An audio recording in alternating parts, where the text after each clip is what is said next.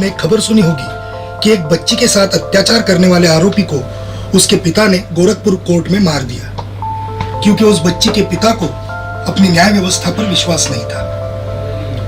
बहुत सारे लोगों को ऐसे आशंकाएं हैं कि न्याय देर से मिलता है और सामान्य व्यक्ति को न्याय मिलता ही नहीं। बहुत हद तक ये बात ठीक भी लगती है, लेकिन इसका मतलब ये नहीं कि हमारी न्याय व्यवस्था गलत है।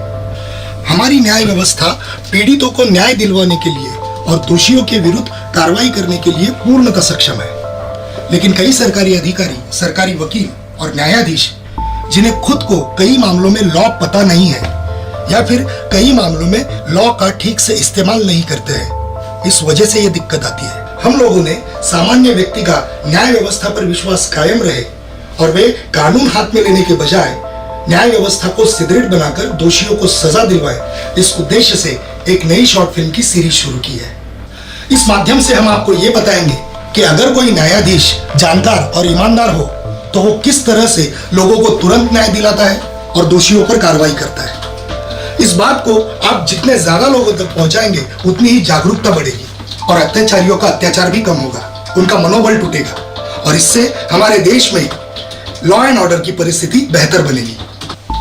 आप सभी लोगों से यह विनती है कि इस सीरीज को जरूर देखिए और ज्यादा से ज्यादा लोगों तक इस संदेश को पहुंचाइए। याद रखिए, अगर सचिन वाजे और परमवीर सिंह जैसे भ्रष्ट और गुंडे पुलिस अधिकारी हैं, तो वहीं पर आपकी रक्षा के लिए जान देने वाले पुलिस अधिकारी भी हैं। अगर शमित मुखर्जी, CS कर्णन, निर्मल यादव, रोहिंटन नरीमन और दीपक गुप्ता जैसे भ्रष्ट और नाकाबिल जजेस हैं, तो वहीं पर कृष्णा अय्यर जैसे विद्वान और कर्तव्यनिष्ठ जजेस भी हैं। व्यवस्था को दोष देने के बजाय उसे सबके लिए उपयुक्त बनाने में मदद करें। धन्यवाद।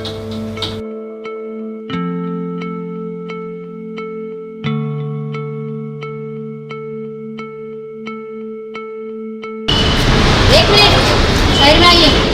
क्या हुआ? क्या हुआ? समझे क्या हुआ? क्या? मास्क नहीं पहना है? हाँ वो मैडम, मुझे सांस लेने में तकलीफ होती है ना, वो इसलिए। कुछ नहीं, जुर्माना भरना पड़ेगा। जुर्माना? लेकिन मैडम मेरे पास तो पैसे नहीं है तो पुलिस को बुलाना पड़ेगा। पुलिस? मैडम प्लीज मेरी बात सुनिए ना।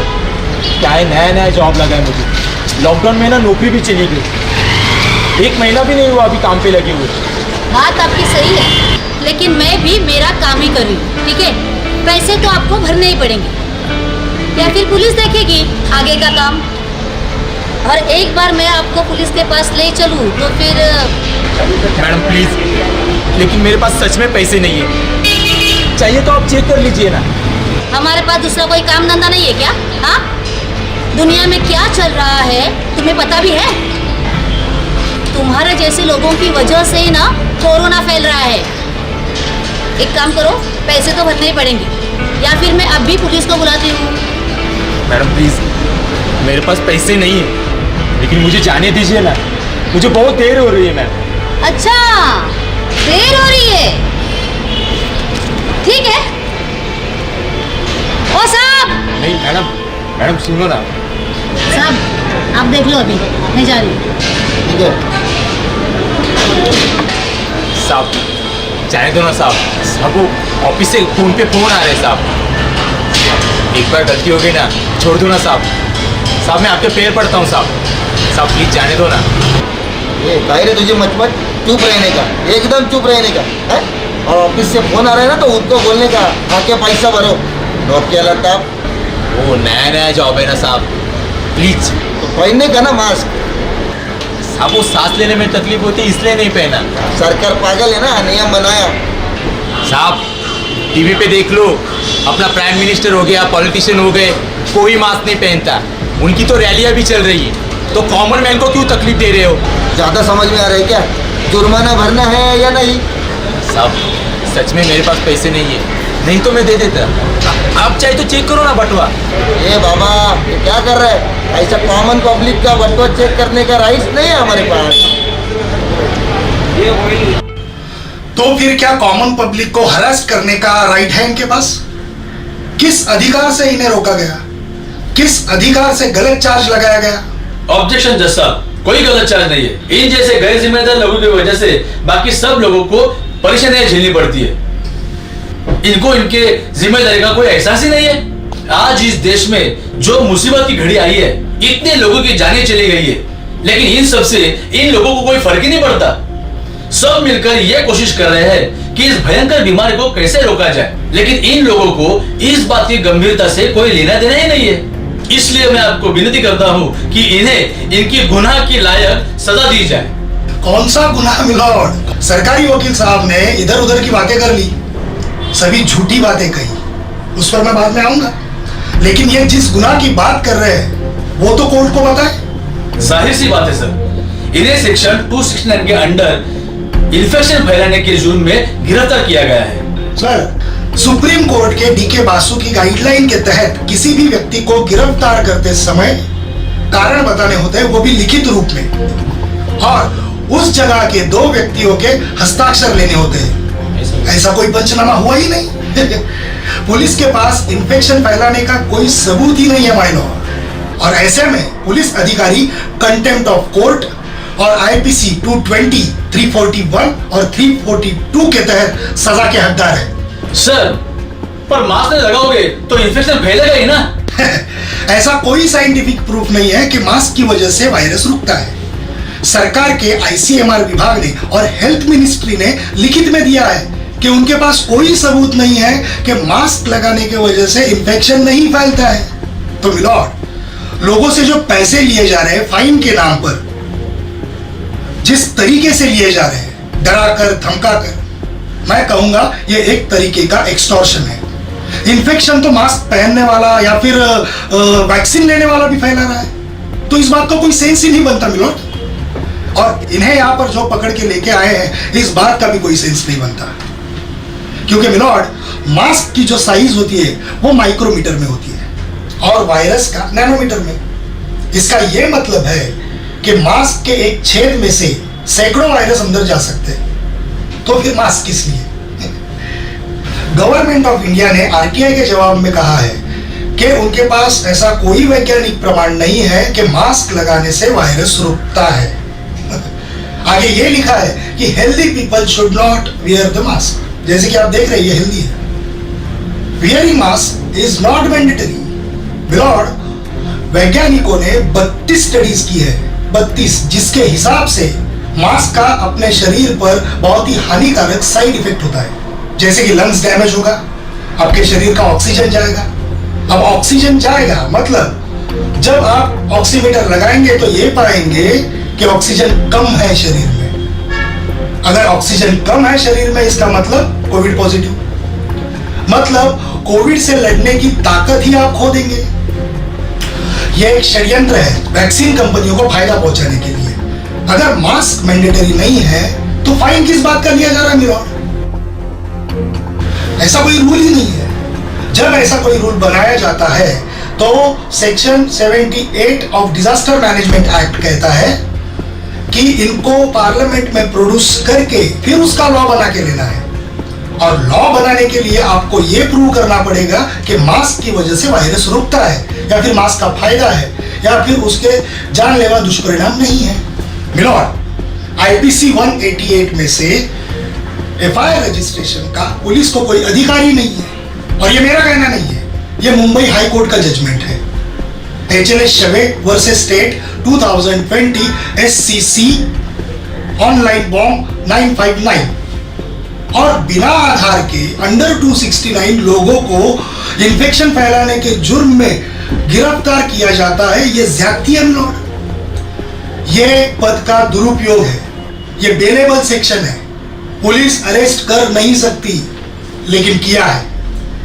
तो जज साहब, मैं आपसे विनती करता हूं कि इनका कोई जुर्म ही नहीं है तो इन्हें बाइज्जत बरी कर दिया जाए, और आरोपी पुलिस वाले के खिलाफ आईपीसी 341 के तहत गलत तरीके से रोकने के लिए, आईपीसी 220 बिना मतलब रोक के रखने के लिए, और आईपीसी 221 फॉल्स चार्ज गलत इल्जाम लगाने के जुर्म में कांस्टेबल साहब को 7 साल की सजा दी जाए, और सीआरपीसी के सेक्शन 357(3), 250, 342 के तहत मेरे क्लाइंट को कॉम्पेंसेशन के तौर पर 10 लाख रुपए दिए जाए। थैंक यू जज साहब। बताइए आपके पास क्या सबूत है कि इसने इन्फेक्शन फैलाया? मास्क नहीं पहना मतलब इन्फेक्शन फैलाना नहीं होता। कितने दिनों से आप पुलिस डिपार्टमेंट में काम कर रहे हो? लीगल सबूत चाहिए, लीगल। आपने क्यों इसे पकड़ा? वो सर सीनियर के आदेश थे सर। सीनियर आपको कुएं में कूदने को कहेगा तो आप कूद जाओगे? आपको पता नहीं है कि आपको कोई भी आदेश दे पर आपको केवल कानून के हिसाब से ही करना है। आप सुप्रीम कोर्ट का नंदिनी शतपथी और एमपी द्विवेदी का आदेश पढ़िए। ये फाइन किस नियम की तहत लिया जा रहा था? सर वो बीएमसी का नियम है सर। बीएमसी के कमिश्नर का? बीएमसी के कमिश्नर के राष्ट्रपति हो गए? क्योंकि डिजास्टर मैनेजमेंट एक्ट में किसी भी तरह का फाइन लेने का कोई प्रोविजन नहीं है। और जब तक पार्लियामेंट में नया कानून बनाया नहीं तब तक आप कुछ भी फाइन लेते हो तो गैर कानूनी माना जाता है। ऑफेंस ऑफ एक्सटॉर्शन माना जाएगा। तो मैं मार्शल के खिलाफ एक्सटॉर्शन का सेक्शन 385 और अन्य धाराओं के तहत प्रोसिक्यूशन में ऑर्डर करता हूं क्योंकि इन्होंने पुलिस की धमकी देकर पैसा वसूल करना चाहा। सरकारी वकील साहब, आप आपका कर्तव्य भूल गए हो। अब सरकारी वकील हो, अब पहले ऑफिस ऑफ कोर्ट हो, अब पुलिस के माउथ पीस नहीं हो। अब पोस्टमैन की तरह काम नहीं कर सकते हो। जो पुलिस ने बोला और आपने कोर्ट को बोल दिया। अगर किसी व्यक्ति को गलत तरीके से पकड़ा गया है तो यह आपकी जिम्मेदारी है कि आप कोर्ट को बताएं कि इस व्यक्ति पर अन्याय हुआ है। उसको वकील लगाने की जरूरत नहीं है। अब सुप्रीम कोर्ट का शिव कुमार का आदेश पढ़िए तो आपने भी प्रोफेशनल मिसकंडक्ट किया है। क्या आपको ये पता है कि इन्वेस्टिगेशन करते समय दोनों बाजू का पक्ष लिया जाता है? तो जब ये व्यक्ति मास्क क्यों नहीं लगा रहा है इसके बारे में आपने जो कारण दिए हैं और इन्होंने जो साइंटिफिक डॉक्यूमेंट्स और केंद्र सरकार के आरटीआई दिए हैं उसका आपने इन्वेस्टिगेशन क्यों नहीं किया? आप जरा सुप्रीम कोर्ट का बाबू भाई का आदेश पढ़िए, अब जुगल किशोर का आदेश पढ़िए, ऐसे और कई जजमेंट है। तो आपने इन्वेस्टिगेशन जो है वो आपने पक्षपात पूर्वक किया है, इसलिए आप कंटेम्प्ट ऑफ कोर्ट के भी आरोपी हो। अगर कोई व्यक्ति पुलिस को गैर कानूनी काम करने से रोक रहा है, भारतीय संविधान का अनुच्छेद 51A में क्लियर लिखा है, तो हर नागरिक का कर्तव्य है कि देश की संपत्ति का रक्षण करे, उनके सभी भाई बहनों की जान माल का रक्षण करे। तो वो व्यक्ति संवैधानिक कर्तव्य निभा रहा है। अगर पुलिस उसके ऊपर झूठा चार्ज लगाए तो वो नहीं बल्कि पुलिस गैर कानूनी काम कर रही है। दिल्ली उच्च न्यायालय का अनिरुद्ध बहल और सुप्रीम कोर्ट का इनडायरेक्ट टैक्स प्रैक्टिशनर एसोसिएशन का जजमेंट पढ़ लीजिए। ऐसे सामाजिक कार्यकर्ताओं के खिलाफ अगर पुलिस केस करेगी तो पुलिस के ऊपर ही एक्शन होगा और आपको उन्हें कॉम्पेंसेशन ही देना पड़ेगा। सभी बातों को और सबूतों को ध्यान से समझने के बाद अदालत इस नतीजे पे पहुंची है कि मिस्टर नितिन को गलत तरीके से पकड़ा गया।